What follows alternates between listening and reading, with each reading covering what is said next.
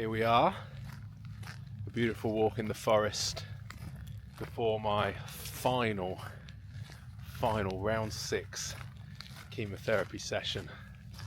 I cannot believe that it's the last one. It's such a difference to my mental health. I mean, it's been alright, but this round 5 funk went on for a long time.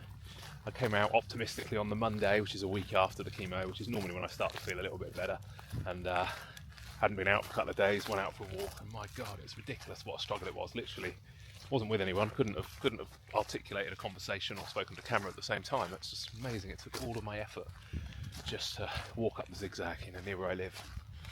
Yeah, bizarre. And then here I am.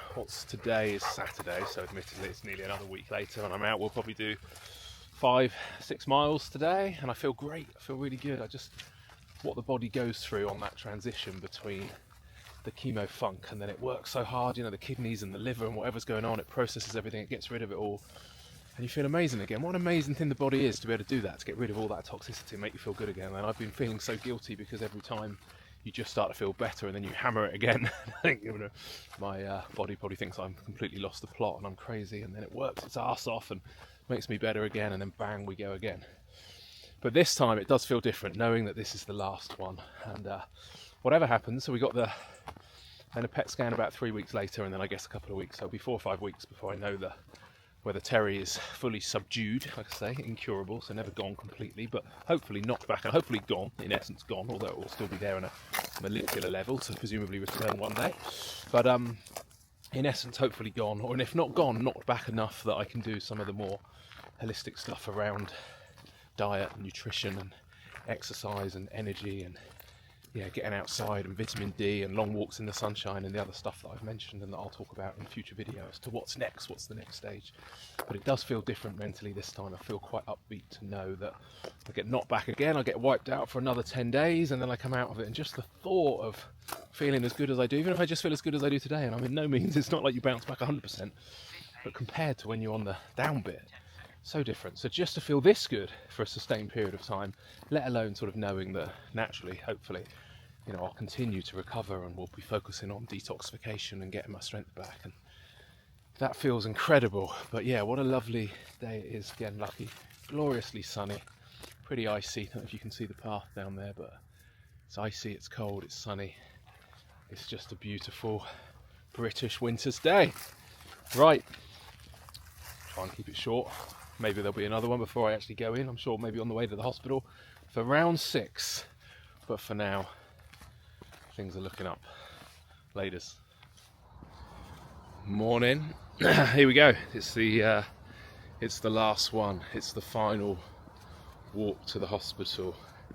Round 6 of 6 OCHOP chemotherapy. So I'm about 10 minutes away from the hospital.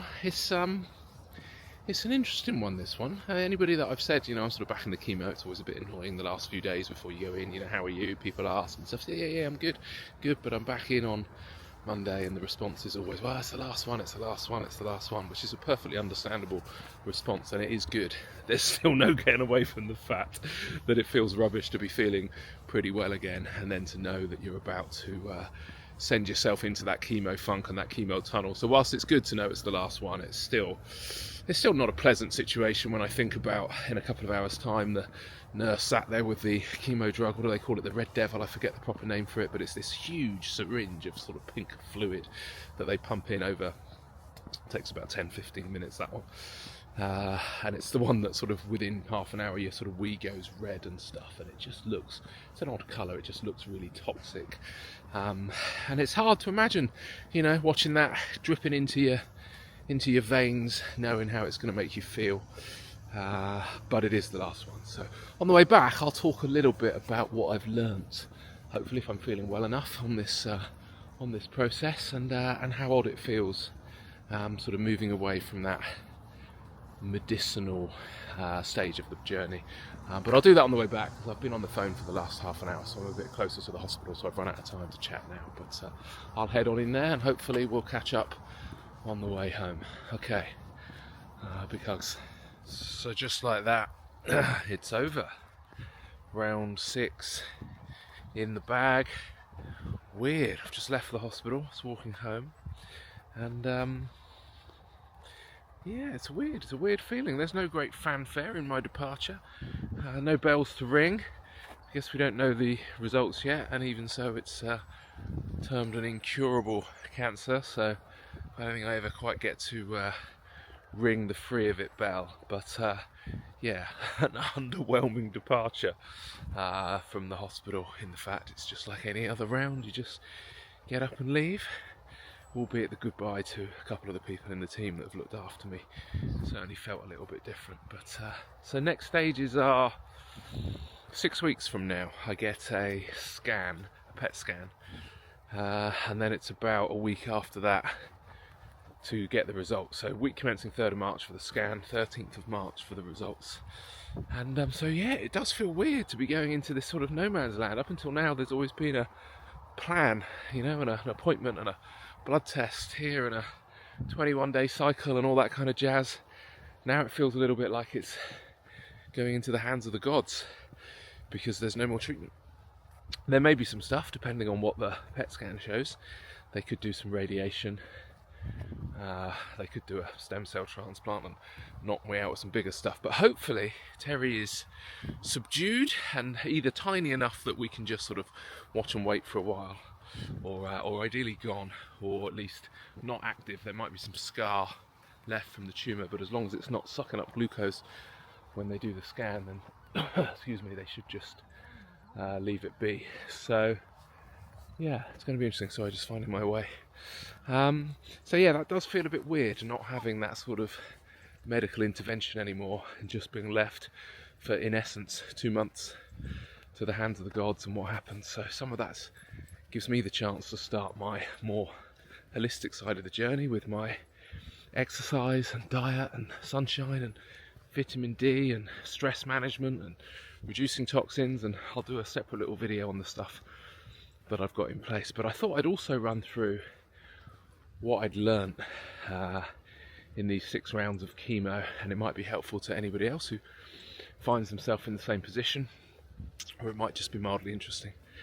And the first one, I suppose, is pretty obvious, but yeah, clear your diary. I think everybody responds differently, and I think there's different strengths and different types of chemo, but a lot of people I seem to end up on this sort of 3 or 4 week cycle, and I guess a lot of employed people get to take time off. But as a self-employed person, I certainly cleared my diary. Certainly I found that the first 10 days, you know, they were challenging, and I don't really see anybody in those 10. And then if I need to see people, I do it in the second 10. So I've probably only been doing a couple of days work per 3-week cycle. So yeah, clear your diary, give yourself as much space and as much time as you can.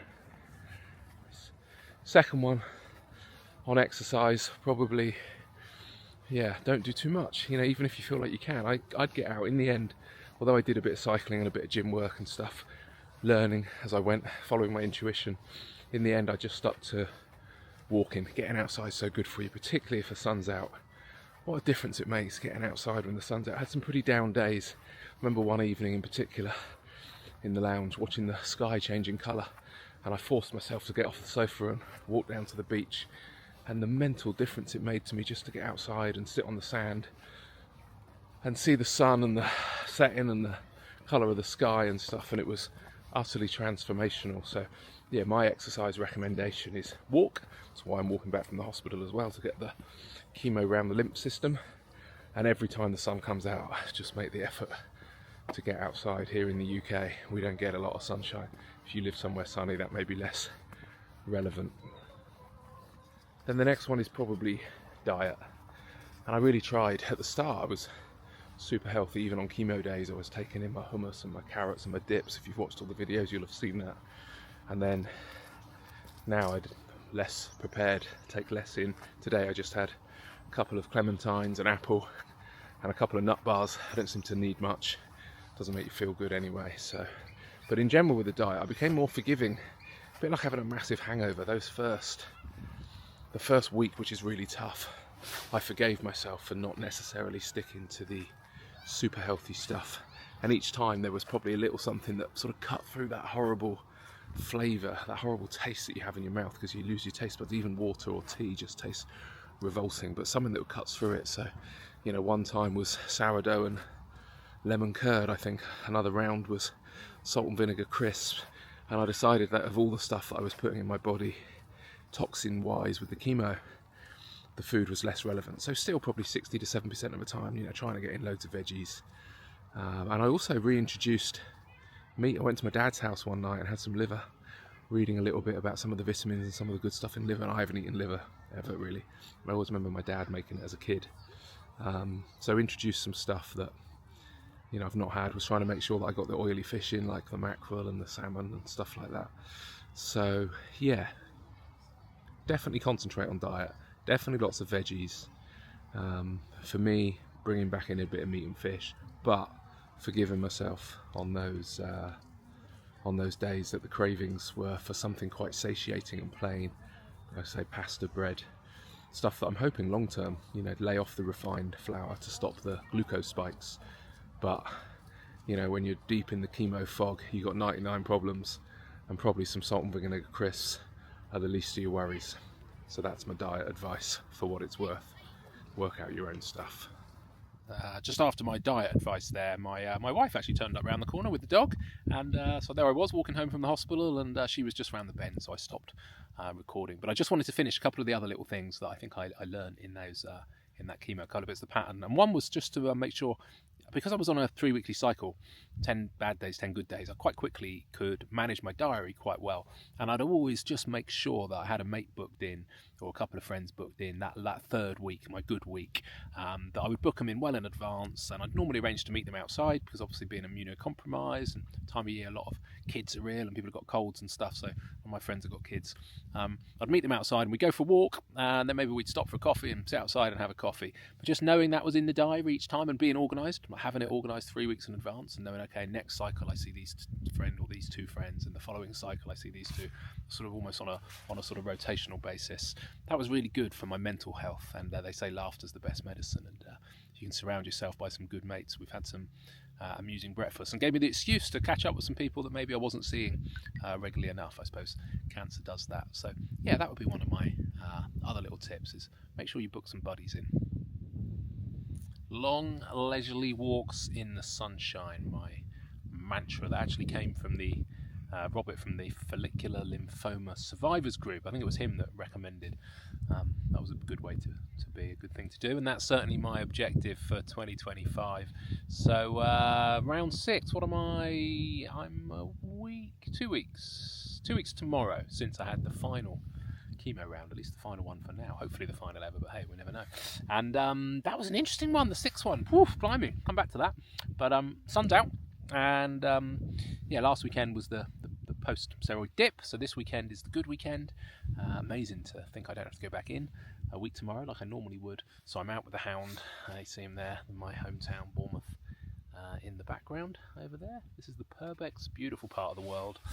First time I've been out here for a while on my own for a hike, a little one, New Year's Eve, just a very short one with the family. But making the most of it, and trying to start my mantra that basically for this year, if the sun is out, then my priority is going to be getting outside for a walk, because it's just so good for your physical and mental health, and managing this the tumour and all that's going on. A big part of that, I think, is going to be time in nature, time outside, walking, time in the sunshine. So yeah, forecast was good today, so I'm prioritising. What am I doing? 6-7 miles today, I think. What's that? Sort of 10 to 12k. I'll end up something like that, kilometres. So yeah. But anyway, yeah, round 6. That was the toughest mentally that I've had. It wasn't the toughest physically. It was still unpleasant. Still on many aspects I didn't like. It was a little bit different. I got ill a bit earlier, but the pendulum didn't swing quite so far into the bad on that weekend. But I really struggled, and I don't know if it's the transition. I don't know if it's because I'm at the end of that 6-term cycle, and now it sort of feels like I'm on my own for a bit. But the plan is I get a scan week commencing 3rd of March. I've got 6 weeks basically from the last chemo to the scan. Results on the 13th of March. So I think maybe a bit of it. I was expecting the sort of euphoria of finishing chemo, and the euphoria of thinking, right, I don't have to go back to the hospital. But in reality, I've got this maybe a bit of anxiety around the fact that, okay, that's it. That's the medicinal approach done for this stage. and we want, we want NED, we want no evidence of disease. That's what we're looking for when I go back for that scan. But I'm nervous as to whether that's going to be the case. And whereas normally I'm rational enough to know, okay, a bit of anxiety is inevitable. That's fine. I can deal with that. When I was in the chemo funk this time, I really struggled. Whereas my disposition is always one of positivity, and either it will be fine or at least we'll find a way if it's not, for what comes next. This was tinged with much more. I was half empty rather than half full, basically, and I was really having to rationally say to myself, okay, you'll probably feel better in a few days once the drugs come out of your system. But it really made me think about people that are perhaps on drugs long term who don't really realise that lack of clarity and that mental fog and that lack of positivity maybe comes from the drugs rather than their natural disposition. That was certainly the case for me. So I'm feeling much better now. It was hard. I didn't enjoy it, but I am feeling better. But I'm not euphoric. I'm rational. I'm super excited about having an elongated period of feeling well. The fact that I'm out hiking today and it's only I've still got a week of what would be my normal 3-week cycle. So next weekend, hopefully I'll feel better again. But then what happens the week after that and the week after that when I haven't been wiped out by the chemo drugs fully on that 21-day cycle? And, obviously the answer is I don't know. I don't know whether the initial bounce back is quick and then it levels off and it's slow, or whether I'll just keep feeling better. Will a 10k walk turn into a 20k walk in 3 or 4 weeks' time? I don't know. I hope so. So that's intriguing.